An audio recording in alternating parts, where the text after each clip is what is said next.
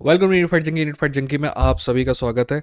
हम उस फाइट के बारे में बात करने जा रहे हैं जिस फाइट के बारे में हमारा विचार था कि यह फाइट कभी होनी ही नहीं चाहिए थी, पर जब हो रही है तो हमारा फर्ज बनता है कि इस फाइट के बारे में हम बात करें। और सच कहूं, मैं तो इस फाइट से मैं पहले नफरत कर रहा था, बट इस पूरे इवेंट में सबसे ज़्यादा जिस फाइट पे मैं एक्चुअली दिल से लगा हुआ हूं, वो ये है कि Paddy Pimblett versus Tony Ferguson की फाइट में क्या होगा।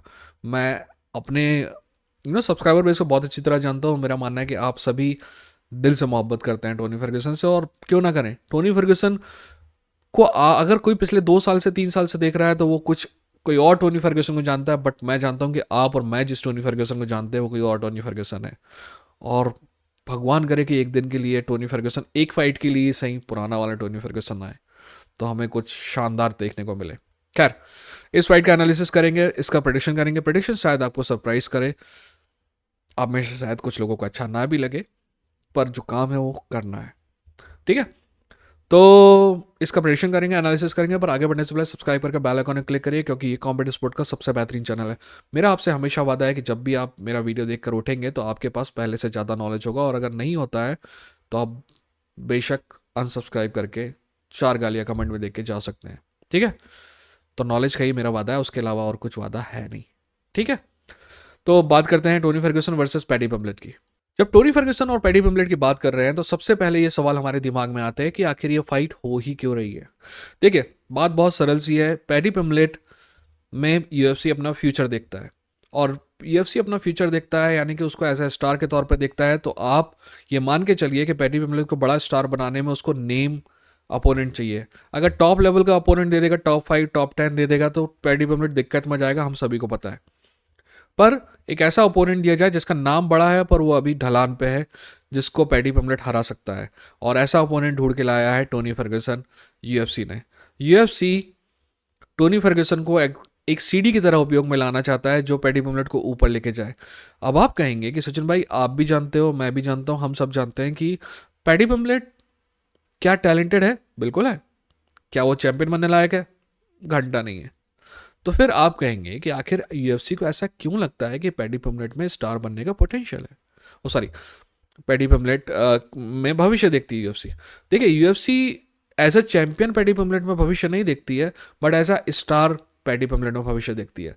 अगर पैडी पम्पलेट अमेरिका में पैदा हुआ होता और इतनी बकचोदी करता जितनी अभी कर रहा है ना, तो ठीक है, यूएफसी उस पर ध्यान देती, पर इतना ज़्यादा ध्यान नहीं देती जितना अभी दे रही। कारण बहुत सिंपल सा है।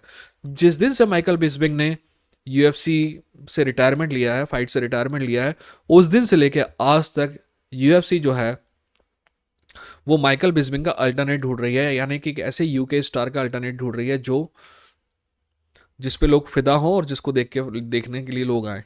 अभी यूके से 2 चैंपियन है, एक वेल्टरवेट चैंपियन है और एक हैवीवेट चैंपियन है। दोनों के दोनों अच्छे फाइटर हैं, शानदार फाइटर हैं, बट अभी उस स्टार लेवल पे नहीं पहुंचे हैं, क्योंकि माइक पे वो कॉनर मैकग्रेगर के बराबर नहीं है। ठीक है, पैडी पम्पलेट कॉनर मैकग्रेगर के बराबर बनने की कोशिश करता है माइक पे, और शायद कुछ हद तक है भी। मैं सिर्फ माइक की बात कर रहा हूँ दोस्त, टैलेंट की बात नहीं कर रहा हूँ।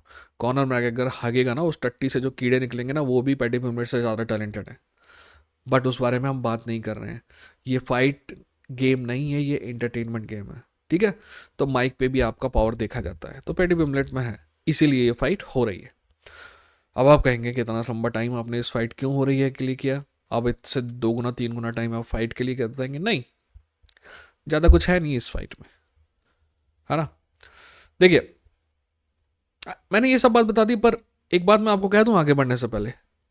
इतनी सारे असम्पशन जो यूएफसी ने किए हैं वो इस बात को लेके किए हैं कि Tony Ferguson should lose this fight, but मैं आपको बता रहा हूँ Tony Ferguson can win this fight. Devin Goggins वाली भी बात कर लेते हैं। देखिए, डेविन गॉगिंस ना बहुत ज़्यादा एक्सट्रीम ट्रेनिंग के लिए जाना जाता है, पर मेरे को समझ में नहीं आ रहा था कि टोनी फर्ग्यूसन उसके पास क्यों गया, क्योंकि टोनी फर्ग्यूसन के पास कभी कार्डियो की कमी नहीं है। इवन अभी लेटेस्ट जो 4-5 फाइट, नेट डियास वाली फाइट में नेट डियास थक गया था, टोनी फर्ग्यूसन नहीं थका था। तो कंडीशनिंग की कोई प्रॉब्लम टोनी फर्ग्यूसन को थी नहीं, तो वहां जाने का मेरे को मतलब समझ में नहीं आता है ना।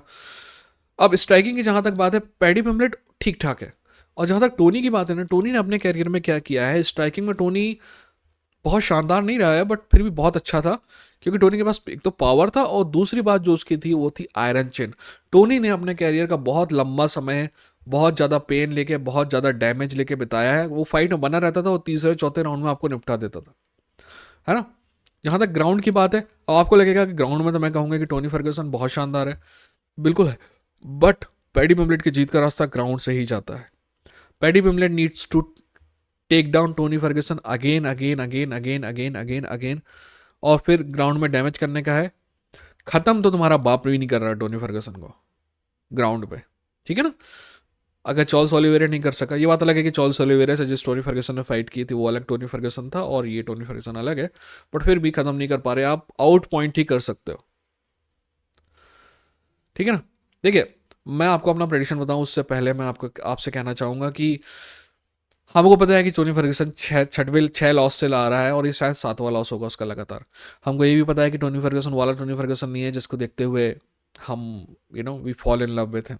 हमको ये भी पता है कि वो टोनी फर्गसन से हम इतनी मोहब्बत करते हैं कि चाहते हैं कि वो यार फाइट करना स्टॉप कर दे, ताकि मतलब वो इस हालत में ना रहे।